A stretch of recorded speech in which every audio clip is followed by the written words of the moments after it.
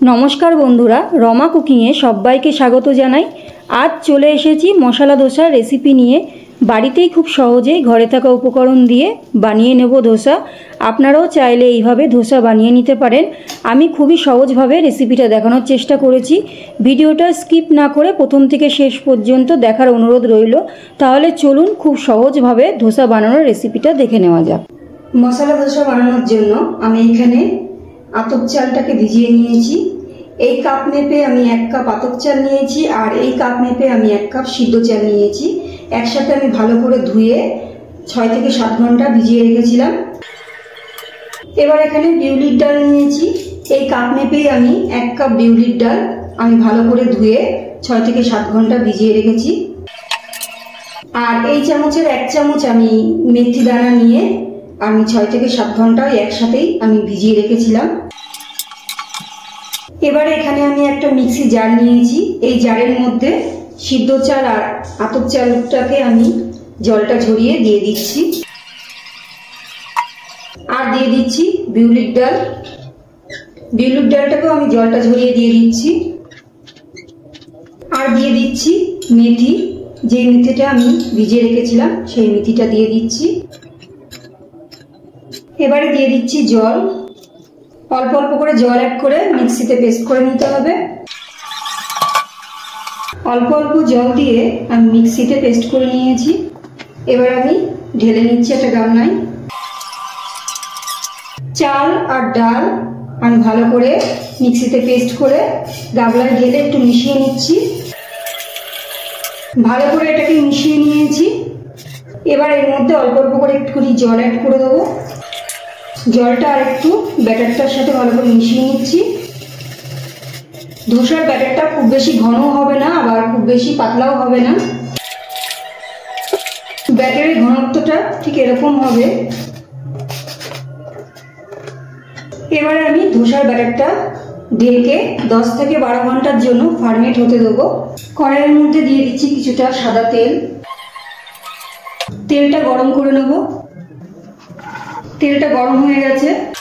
এই তেলের মধ্যে দিয়ে দিচ্ছি একটা শুকনো লঙ্কা, আর দিয়ে দিচ্ছি কালো সর্ষে। একটু নাড়াচাড়া করে নিচ্ছি। দিয়ে দিচ্ছি 1 পিঞ্চ হিং, আর দিয়ে দিচ্ছি কারি পাতা। এই কারি পাতাগুলোকে আমি ভালো করে ধুয়ে রোদে একটু শুকিয়ে রেখে দিয়েছিলাম, সেটাই আমি দিয়ে দিচ্ছি। নাড়াচাড়া করে নিচ্ছি। এবার দিয়ে দিচ্ছি কুচি করে কেটে রাখা আদা। একটু নাড়াচাড়া করে নিচ্ছি। এবার দিয়ে দিচ্ছি একটা বড় সাইজের পেঁয়াজ কুচি করে কেটে রেখেছিলাম, সেটা দিয়ে দিচ্ছি। পেঁয়াজটা একটু ভেজে নেব। পেঁয়াজটা অল্প ভেজে নেওয়ার পর দিয়ে দিচ্ছি একটা টমেটো, ছোট সাইজের টমেটো দিয়ে দিচ্ছি। আর দিয়ে দিচ্ছি 4টে কাঁচা লঙ্কা কুচি কুচি করে কেটে রেখেছিলাম, সেটা দিয়ে দিলাম। এবার সব কিছু একটুখানি ভেজে নেব। সব কিছু একটু ভেজে নিয়েছি, আর টমেটোটা ভেজে একটু গলিয়ে নিয়েছি মেথি দিয়ে। এবার দিয়ে দিচ্ছি এর মধ্যে হলুদ, আর দিয়ে দিচ্ছি লঙ্কার গুঁড়ো, আর দিচ্ছি পরিমাণ মতো নুন, আর দিয়ে দিচ্ছি সাম্বার মশলা। এবার সব কিছুকে একটু নাড়াচাড়া করে নেব। সব কিছু একটু তেলে নাড়াচাড়া করে এবার আমি দিয়ে দিচ্ছি 1 মুঠো বাদাম, চীনা বাদাম। এবার একটু নাড়াচাড়া করে নিচ্ছি। বাদাম দেওয়ার পর একটু নাড়াচাড়া করে এবার আমি 2টো মিডিয়াম সাইজের আলু সিদ্ধ করে একটু ম্যাশ করে রেখেছিলাম, সেটা দিয়ে দিচ্ছি। এবার আলু সিদ্ধর সাথে সবকিছু ভালো করে একটু মিশিয়ে নেব। গ্যাসটাকে হাইতে রেখে আমি একটু নাড়াচাড়া করে নিয়েছি। এবারে গ্যাসটা অফ করে দিচ্ছি। আমাদের ধোসার পুর একদম রেডি হয়ে গেছে। 10 থেকে 12 ঘন্টা পর আমি ঢাকনাটা তুলে দেখে নিচ্ছি। ব্যাটারটা অনেকটাই ঘন হয়ে গেছে। এবার আমি এর মধ্যে নুন মিশিয়ে দিচ্ছি। আর ব্যাটারটা যেহেতু অনেকটাই ঘন হয়ে গেছে, আমি অল্প একটু জল দিয়ে দিচ্ছি। ভালো করে এটাকে নুন আর জলটার সাথে ফাটিয়ে নেব। অল্প একটু জল মিশিয়ে আমি ব্যাটারটাকে একটু পাতলা করে নিয়েছি। গ্যাস অন করে আমি একটা ননস্টিক তাওয়া বসিয়ে নিয়েছি। তাওয়াটা একটু গরম করে নিয়েছি, আর তাওয়াটা গরম হয়েছে কিনা বোঝার জন্য একটু জলের ছেটা দিচ্ছি। এবার আমি একটা শুকনো ন্যাকড়া দিয়ে একটু মুছে নিচ্ছি।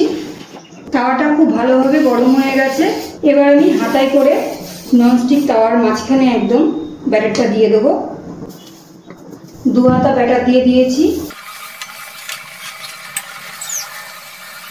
দিয়ে দিচ্ছি অল্প করে সাদা রিফাইন অয়েল।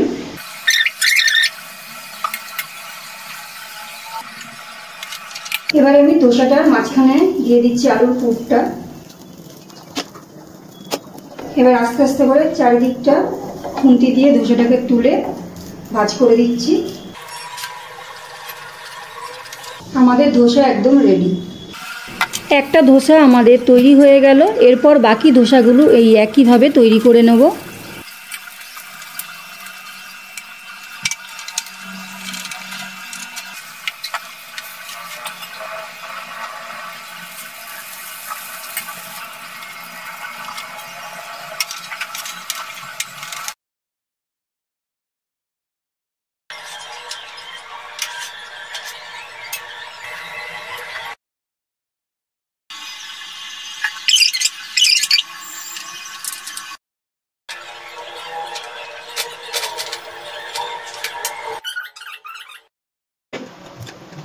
আমি মশলা ধোসা পরিবেশন করছি সাম্বার ডাল দিয়ে।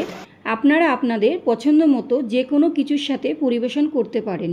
আমার আজকের রেসিপিটা আপনাদের কেমন লাগলো অবশ্যই কমেন্ট করে জানাবেন। ভালো লাগলে একটা লাইক করবেন, শেয়ার করবেন। নতুন বন্ধু হয়ে থাকলে চ্যানেলটিকে সাবস্ক্রাইব করার অনুরোধ রইল। সবাই ভালো থাকবেন, সুস্থ থাকবেন। ধন্যবাদ।